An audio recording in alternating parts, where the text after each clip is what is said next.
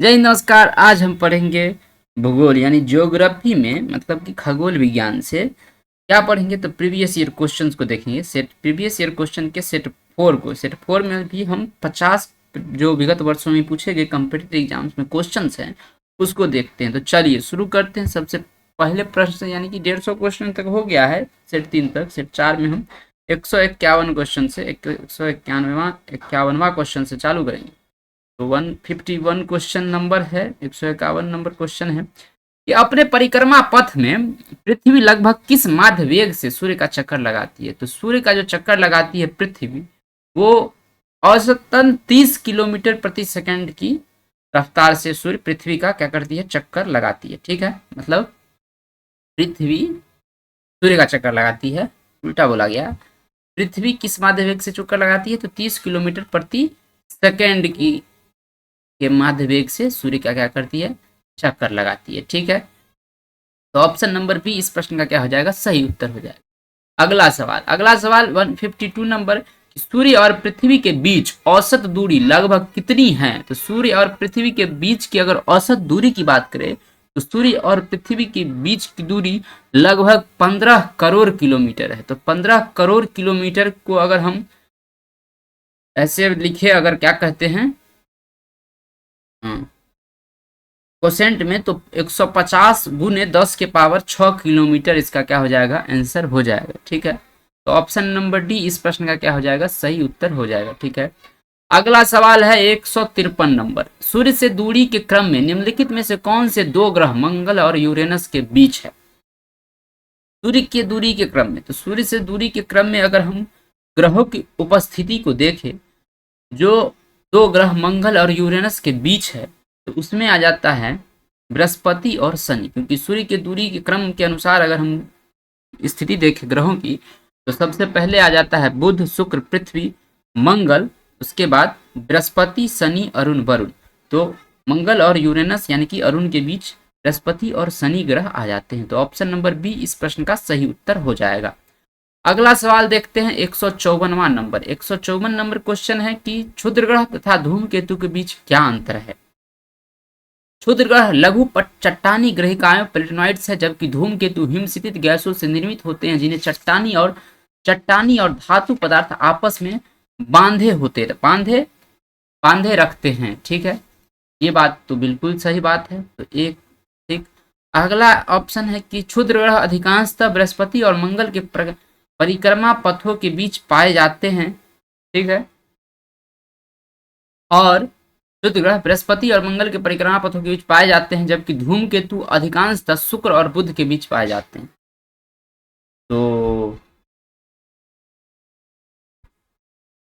तो क्षुद्र ग्रह अधिकांश क्षुद्र ग्रह बृहस्पति और मंगल के बीच सही बात है, पाए जाते हैं। लेकिन धूमकेतु जो है सूर्य के चारों ओर घूमते रहते हैं। तो सूर्य के धूमकेतु अधिकांशतः शुक्र और बुध के बीच पाए जाते हैं। ऐसी कोई बात तो हमें तो नहीं लग रही, क्योंकि धूमकेतु जो होता है वो सूर्य के ओर चार चक्कर लगाते हैं। ठीक है, तो ठीक है, अधिकांशतः शुक्र और बुध के बीच पाए जाते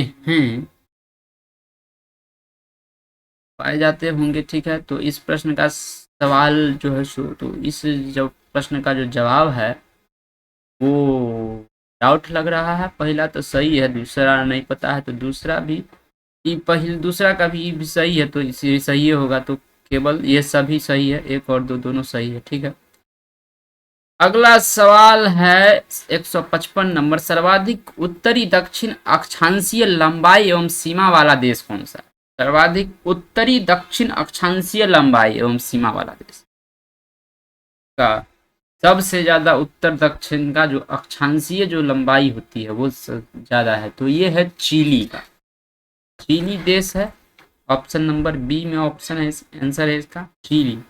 ठीक है, सबसे ज्यादा इसका उत्तरी दक्षिण अक्षांशीय लंबाई है और सीमा है। ठीक, अगला प्रश्न है 156 नंबर, वैज्ञानिक जिन्होंने सर्वप्रथम खोज की कि पृथ्वी सूर्य के चारों ओर घूमती है। पृथ्वी क्या करती है, सूर्य के चारों ओर घूमती है, किसने खोज की। तो ये कोपरनिकस ने खोज किया था। तो ऑप्शन नंबर सी इस प्रश्न का क्या हो जाएगा, सही उत्तर हो जाएगा। कोपरनिकस ने ही कहा था कि पृथ्वी क्या करती है, सूर्य के चारों ओर घूमती है। ठीक है, अगला सवाल 157 नंबर सवाल है कि निम्नलिखित में से कौन सा सौरमंडल का भाग नहीं है। सौरमंडल का जो भाग है वो सूर्य और ग्रहों के साथ साथ ग्रहों के बीच बृहस्पति और मंगल के बीच क्षुद्र ग्रह भी है, और सूर्य के चारों ओर घूमने वाली धूमकेतु भी है। लेकिन निहारिका निहारिका सौरमंडल का पार्ट नहीं है, क्योंकि सौरमंडल निहारिका जो होता है वो तारे के बनने का जो सबसे पहला स्टेज होता है वो होता है तारा बनने से पहले तारा क्या होता है, निहारिका होता है। तो सौरमंडल का भाग निहारिका नहीं है, तो ऑप्शन डी नंबर इस प्रश्न का सही उत्तर हो जाएगा। अगला सवाल है 158 नंबर की दक्षिणी गोलार्ध में सबसे बड़ा दिन कौन सा होता है। तो दक्षिणी गोलार्ध की बात करें तो दक्षिणी गोलार्ध में सबसे बड़ा दिन अगर होता है वो होता है 22 दिसंबर को। ठीक है, 22 दिसंबर को क्या होता है, सबसे बड़ा दिन होता है। ठीक है,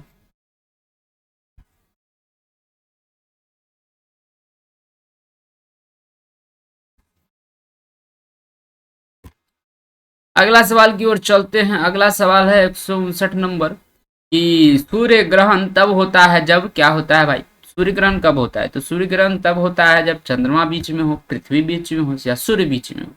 तो सूर्य ग्रहण तब होता है जब सूर्य और पृथ्वी के बीच में क्या हो, चंद्रमा बीच में हो। तो ऑप्शन नंबर ए इस प्रश्न का क्या हो जाएगा, सही उत्तर हो जाएगा। अगला सवाल 160वां नंबर है कि ग्रह जिसका कोई उपग्रह नहीं है, ऐसा ग्रह कौन है जिसका कोई उपग्रह नहीं। मंगल का उपग्रह है, इस सब का है, यूरेनस का, बुध का था लेकिन अब नहीं है क्योंकि इसका जो उपग्रह था उसको सूरज बाबा निकल गए। तो ऑप्शन नंबर बी इस प्रश्न का क्या हो जाएगा, सही उत्तर हो जाएगा। ठीक है, अगला सवाल देखते हैं। अगला सवाल है 161वां नंबर की इवनिंग स्टार किसे कहते हैं, किस ग्रह को कहते हैं। इवनिंग स्टार अंग्रेजी में है लिखा हुआ, इसको हिंदी में कहते हैं सांझ का तारा। तो सांझ का तारा, भोर का तारा सब शुक्र को कहा जाता है, शुक्र नाम का जो ग्रह है उसी को कहा जाता है। तो ऑप्शन नंबर सी इस प्रश्न का क्या हो जाएगा, सही उत्तर हो जाएगा। ठीक है, अगला सवाल की ओर चलते हैं। अगला सवाल है 162 नंबर कि यूरेनस सूर्य के चारों ओर एक परिक्रमा में खाली स्थान लेता है।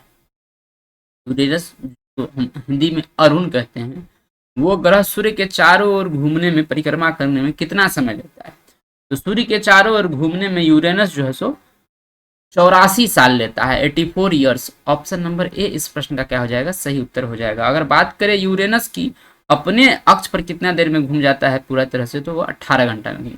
ठीक है, अगला सवाल की ओर देखते हैं। अगला सवाल है 163 नंबर की हमारे अंतरिक्ष में कितने तारामंडल है। तो हमारे अंतरिक्ष में 89 तारामंडल है वर्तमान में। ऑप्शन नंबर सी इस प्रश्न का क्या हो जाएगा, सही उत्तर हो जाएगा। अगला सवाल की ओर चलते हैं। अगला सवाल है 164 नंबर शनि सूर्य के चारों ओर, शनि जो ग्रह है वो सूर्य के चारों ओर एक चक्कर लगाने में कितना समय लेता है। तो शनि नाम का जो ग्रह है वो सूर्य के एक चक्कर लगाने में, सूर्य का चारों ओर एक चक्कर लगाने में 29.5 बरस लेता है। ऑप्शन नंबर सी इस प्रश्न का क्या हो जाएगा, सही उत्तर हो जाएगा। और शनि अपने अक्ष पर जो घूम जाता है पूरी तरह से, पूरा चक्कर लगाता है, वो केवल मात्र और मात्र 10 घंटा। ठीक है, अगला सवाल है 165 नंबर। 165 नंबर सवाल में किस स्थान का मानक समय निर्धारित करने का आधार होता है। किसी स्थान, कोई जगह है वहाँ स्टैंडर्ड टाइम की बात करें, उसको डिटरमाइन करने के लिए हम प्रधान मध्याह्न रेखा जो होता है, यानी कि क्या कहते हैं, प्राइम मेरिडियन लाइन जिसको 0 डिग्री देशांतर जिसको कहते हैं, उसका यूज करते हैं। तो ऑप्शन नंबर डी इस प्रश्न का क्या हो जाएगा, सही उत्तर हो जाएगा। प्रधान मध्याह्न रेखा, प्राइम मेरिडियन लाइन कहते हैं शायद। तो इसका यूज किया जाता है किसी जगह के स्टैंडर्ड टाइम को डिटरमाइन करने के लिए। ठीक है, अगला सवाल 166 नंबर है कि सूर्य के प्रकाश को धरती की सतह पर पहुंचाने में लगने वाला समय लगभग कितना है। तो सूर्य का प्रकाश जब धरती पर पहुंचती है वो लगभग में 8.5 मिनट में पहुंचती है। 8 मिनट 20 सेकंड कहीं कहीं समय है, तो इस ऑप्शन के अनुसार 8.5 मिनट। ठीक है, तो ऑप्शन नंबर सी यहाँ पे सही हो जाएगा। इसे 8 मिनट 20 सेकंड लगता है सूर्य के प्रकाश को पृथ्वी तक आने में। अगला सवाल है 167 नंबर क्वेश्चन है कि जिस तारामंडल के तारे ध्रुव की ओर संकेत करते हैं, जिस तारामंडल के तारे ध्रुव की ओर संकेत करते हैं, उस तारामंडल का जो है सो नाम बताना है। तो उसका नाम है सप्तर्षि, क्योंकि सप्तर्षि का जो तारा होता है वो ध्रुव की ओर एक तारा संकेत। ऑप्शन नंबर ए इस प्रश्न का क्या हो जाएगा, सही। ठीक है, हाँ, तो अगला जो सवाल है 68 नंबर वो है कि पृथ्वी के सूर्य की परिक्रमा करने में लगभग समय कितना लगता है? तो 365 दिन लगभग लगता है। ठीक है, तो 365 एग्जैक्ट कहे तो 2.5 लिख दीजिए, एक बी नंबर ऑप्शन सही हो जाएगा इसका। अगला सवाल है 169 नंबर की, सौरमंडल का सर्वाधिक गर्म ग्रह कौन सा है? तो सौरमंडल का जो सर्वाधिक गर्म ग्रह होता है वो होता है, क्या कहते हैं इसका नाम क्या है? बुध, बगल में, सूर्य के बगल में रहता है, गर्म रहता है। अगला सवाल 170 नंबर की, सौरमंडल का सबसे बड़ा ग्रह कौन है? तो बृहस्पति है। ऑप्शन नंबर सी इस प्रश्न का क्या हो जाएगा? सबसे सही उत्तर हो जाएगा। अगला सवाल है 171 नंबर की, हमारी आकाश गंगा के केंद्र की परिक्रमा करने में सूर्य को लगता है समय कितना लगता है? हमारी आकाश गंगा के केंद्र की परिक्रमा करने में सूर्य को समय कितना लगता है? तो हमारी आकाश गंगा, जिसका नाम है मंदाकिनी, अंग्रेजी में जिसको हम मिल्की वे के नाम से जानते हैं, उसको सूर्य की परिक्रमा करने में लगभग इसको कितना समय लग जाता है? तो 25 करोड़ वर्ष लग जाता है। ठीक है, ऑप्शन नंबर डी इस प्रश्न का क्या हो जाएगा? सही उत्तर हो जाएगा। अगला सवाल है वर्ष 172 नंबर, वर्ष दीर्घतम होता है किस ग्रह पर? तो सबसे बड़ा जो वर्ष होता है वो नेपच्यून पर होता है, क्योंकि 165 साल में नेपच्यून सूर्य का पूरा चक्कर लगाती है, एक चक्कर पूर्ण रूप से लगाती है, 165 साल में लगाती है, तो इसीलिए इस पर जो वर्ष हो जाएगा इस पर सबसे बड़ा हो जाएगा। ठीक है, अगला सवाल है 173 नंबर की, समुद्र तल पर पृथ्वी के केंद्र में सबसे निकट स्थान कौन सा है? पृथ्वी समुद्र तल पर पृथ्वी के केंद्र से सबसे निकट स्थान कौन सा है? तो पृथ्वी के केंद्र से सबसे निकट स्थान जो है वो समुद्र तल पर अगर हम बात करें तो वो हो जाएगा आपको उत्तरी ध्रुव। ठीक है, ऑप्शन नंबर ए इस प्रश्न का क्या हो जाएगा? सही उत्तर हो जाएगा। ठीक है, अगला सवाल की बात करें 174 नंबर, तो वो है कि निम्नलिखित में से किनके मध्य की औसत दूरी एक खगोलीय इकाई है? एक खगोलीय इकाई यानी कि एस्ट्रोनॉमिकल यूनिट की बात करें तो वो पृथ्वी और सूर्य के बीच की जो औसत दूरी है उसे कहा जाता है। तो ऑप्शन नंबर ए लिखा हुआ है कि पृथ्वी और सूर्य के बीच की जो औसत दूरी है उसी को एक खगोलीय इकाई के रूप में जानते हैं। ठीक है, अगला सवाल है 175 नंबर की, उस प्रथम ग्रह का नाम क्या है जिसके बारे में शोध ने बताया कि वहां 2 सूर्योदय होते हैं? तो ऐसा कौन सा ग्रह खोजा गया जिसमें 2 सूर्योदय होते हैं? तो उसका नाम है केपलर 16b। केपलर 16b नहीं, बी, अंग्रेजी वाला बी, बॉल वाला बी, यह इसका नाम है। तो ऑप्शन नंबर डी इस प्रश्न का क्या हो जाएगा? सही उत्तर हो जाएगा, ऐसा शोध में पता चला है। अगला सवाल है 176 नंबर की, निम्नलिखित में से कौन सा भारी पिंड सायकाल या रात्रि में आकाश में सबसे अधिक चमकता है? तो सांझ और रात्र में सबसे अधिक चमकने वाला जो आकाशीय पिंड है उसका जो नाम है वो है शुक्र ग्रह। सबसे चमकीला ग्रह इसी को कहा जाता है। ऑप्शन नंबर डी इस प्रश्न का क्या हो जाएगा? सही उत्तर हो जाएगा। अगला सवाल देखते हैं। अगला सवाल है 177 नंबर, निम्न में से कौन सा सौरमंडल के वैक्यूम क्लीनर की भांति कार्य करता है? जो वैक्यूम क्लीनर की भांति काम करता है वो करता है बृहस्पति। ऑप्शन नंबर ए इस प्रश्न का क्या हो जाएगा? सही उत्तर हो जाएगा। ठीक है, तो अगला सवाल है 178 नंबर की, सूर्य व तारों के ऊर्जा का प्रमुख स्रोत क्या है? तो सूर्य और तारा, जैसे सूर्य एक क्या है? तारा है। तो तारा में जो ऊर्जा का स्रोत है वो है नाभिकीय संलयन। तो नाभिकीय संलयन ऑप्शन है ऑप्शन नंबर बी में। तो ऑप्शन नंबर प्रश्न क्या हो जाएगा? सही उत्तर हो जाएगा। नाभिकीय संलयन यानी न्यूक्लियर फिजन, फिजन की फ्यूजन, संलयन को क्या कहते हैं? फिजन ही कहते हैं। हाँ, फिजन। ठीक, 179 है, सूर्य के सबसे निकट का ग्रह कौन सा है? तो बुध है। ऑप्शन नंबर सी इस प्रश्न का सही उत्तर हो जाएगा। अगला सवाल देखते हैं। अगला सवाल है 180 नंबर, 180 नंबर सवाल है, क्या सवाल है भैया? निम्नलिखित में से कौन सी खगोलीय वस्तु नहीं है? खगोलीय वस्तु नहीं है इसका मतलब कौन सी ऐसी वस्तु है जो खगोल से मतलब कि एस्ट्रोनॉमी से रिलेटेड नहीं है? तो ये भंगुर तारा, पल्सर, कृष्ण मास्टर। ये मास्टर क्या है भाई? कृष्ण मास्टर कौन सा मास्टर आ गया? तो ऑप्शन नंबर सी खगोलीय वस्तु है ये नहीं है। पल्सर तो है ये है, तारा का भाग, भंगुर तारा है, क्वासर भी है, लेकिन कृष्ण मास्टर नहीं है। यहाँ पर कृष्ण छिद्र होता है यानी कि ब्लैक होल होता तो हो सकता था, लेकिन ऑप्शन नंबर सी कहेगा वस्तु खगोलीय वस्तु नहीं है। तो इस प्रश्न का उत्तर हो जाएगा ऑप्शन नंबर सी। अगला सवाल है 181 नंबर, पृथ्वी की मंदाकिनी आकाशगंगा को सबसे पहले किसने देखा? पृथ्वी की जो आकाशगंगा है मंदाकिनी, ठीक है, उसको सबसे पहले किसने देखा? तो सबसे पहले जो देखने वाले वैज्ञानिक थे उनका नाम था गैलीलियो। गैलीलियो ने ही सबसे पहले देखा था पृथ्वी की आकाशगंगा मंदाकिनी को। तो ऑप्शन नंबर ए इस प्रश्न का क्या हो जाएगा? सही उत्तर हो जाएगा। अगला सवाल देखते हैं। अगला सवाल है 183 नंबर की, धूमकेतु किसके चारों ओर चक्कर लगाते? देखिए धूमकेतु जो होता है वो सूर्य के चारों ओर क्या करते हैं? चक्कर लगाते हैं। तो ऑप्शन नंबर पर धूल करके बने होते हैं। तो ऑप्शन नंबर सी इस प्रश्न का क्या हो जाएगा? सही उत्तर हो जाएगा। अगला सवाल 183 नंबर की, पल्सर क्या होते हैं? तो पल्सर जो होता है वो तेजी से घूमने वाले जो तारे होते हैं वो होते हैं। और तारे जो क्या कहते हैं उसको, जब विनाश का जो घड़ी आता है तारा जब समाप्त होने लगता है तो उस पर पल्सर में बदल जाता है। तेजी से घूमने वाले तारे, ऑप्शन नंबर सी जो है सो पल्सर हो जाएगा। अगला सवाल है 184 नंबर की, सौर प्रणाली के 4 सबसे बड़े ग्रह कौन से हैं? सौर प्रणाली का जो 4 सबसे बड़ा ग्रह है वो है, कौन कौन है भैया? तो उसका नाम है बृहस्पति, शनि और अरुण वर्ग। जो बाह्य ग्रह हैं वो सबसे बड़े बड़े ग्रह हैं। जैसे इनर प्लैनेट की बात करें तो उसमें बुध, शुक्र, पृथ्वी, मंगल आ जाते हैं। और बृहस्पति, शनि, अरुण, वरुण जो है वो बाह्य ग्रह के अंतर्गत आते हैं और ये सबसे क्रम में बड़े हैं। तो ठीक है, ऑप्शन नंबर सी इस प्रश्न का क्या हो जाएगा? सही उत्तर हो जाएगा। ठीक है, अगला सवाल है 185 नंबर की, कैप्लर के ग्रह का गति का नियम बताता है कि काल अवधि का वर्ग खाली स्थान के बराबर होता है। काल अवधि के वर्ग का क्या होता है?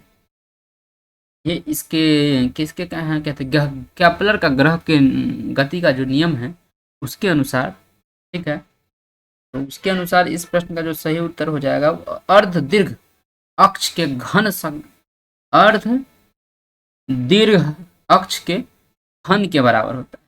अर्ध दीर्घ अक्ष के घन के बराबर होता है। तो ऑप्शन नंबर सी इस प्रश्न का क्या हो जाएगा? सही उत्तर हो जाएगा कि काल अवधि का वर्ग अर्ध दीर्घ अक्ष के घन के बराबर होता है। ठीक है, अगला सवाल है 186 नंबर की, निम्नलिखित में से कौन सा बृहस्पति का उपग्रह नहीं है? तो बृहस्पति का उपग्रह जो है सो गैनीमेड जो है सो है। ठीक है, ठीक है, तो बृहस्पति का जो उपग्रह है वो क्या है? तो गैनीमेड है। ठीक है, यूरोपा भी है, कैलिस्टो भी है, लेकिन डिमोस नहीं है। डिमोस फोबोस मंगल का है। तो ऑप्शन नंबर डी इस प्रश्न का क्या हो जाएगा? सही उत्तर हो जाएगा। ठीक है, बृहस्पति का उपग्रह डिमोस नहीं है।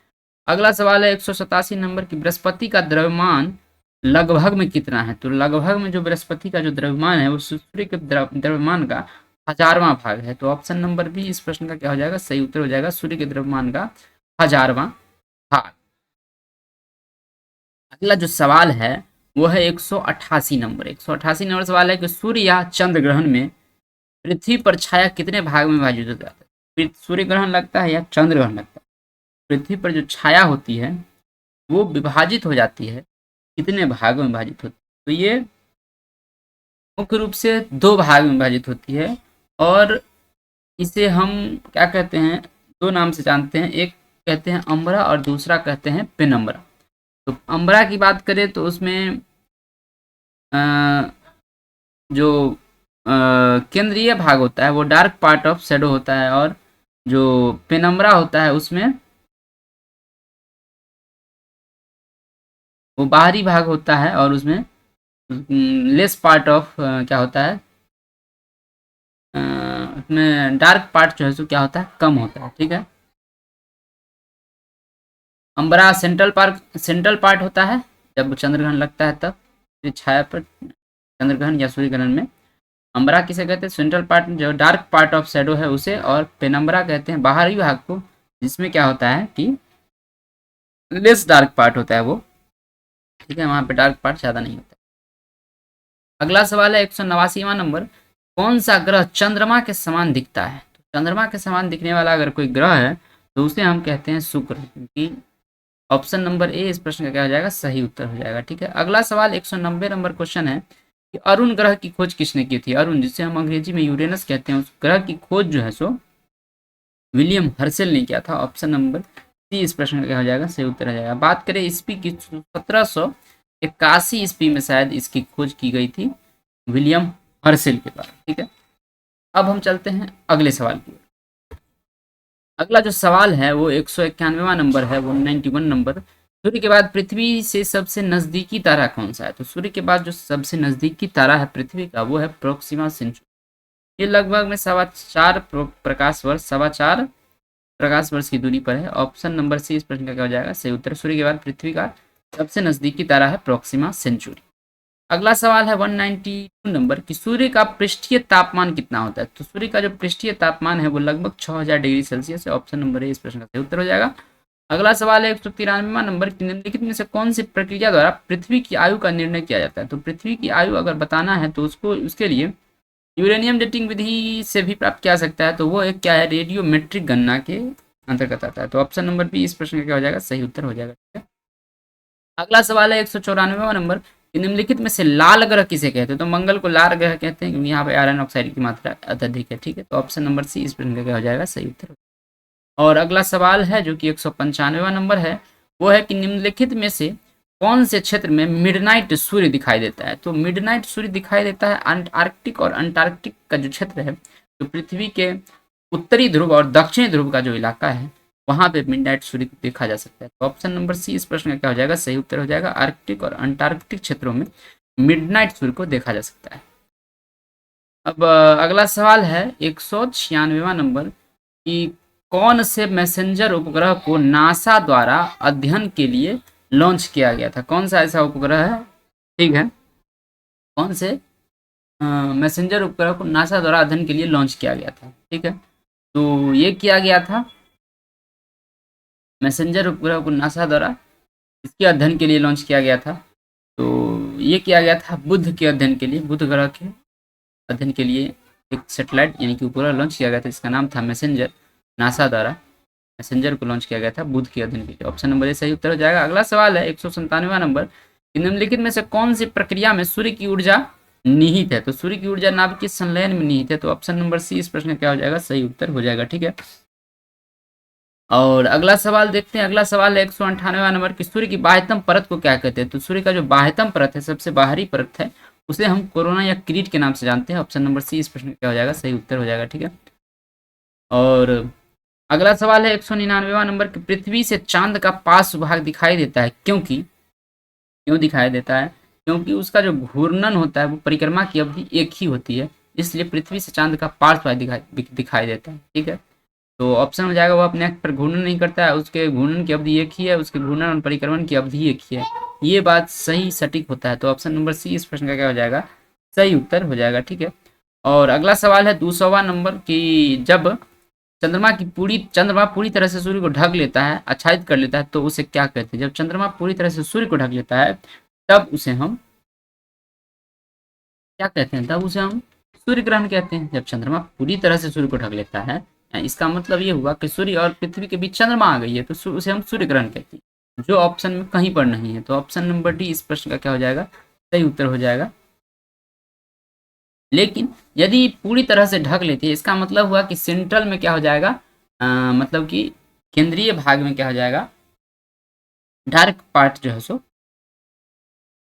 डार्क शैडो का जो है सो बीच में क्या हो जाएगा डार्क पार्ट आ जाएगा जब सूर्य ग्रहण लगता है। तो इस स्थिति में दो स्थिति आती है अम्बरा और पेनम्बरा का।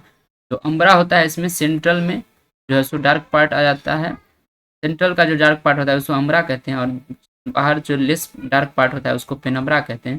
तो अम्बरा की स्थिति हो जाती है।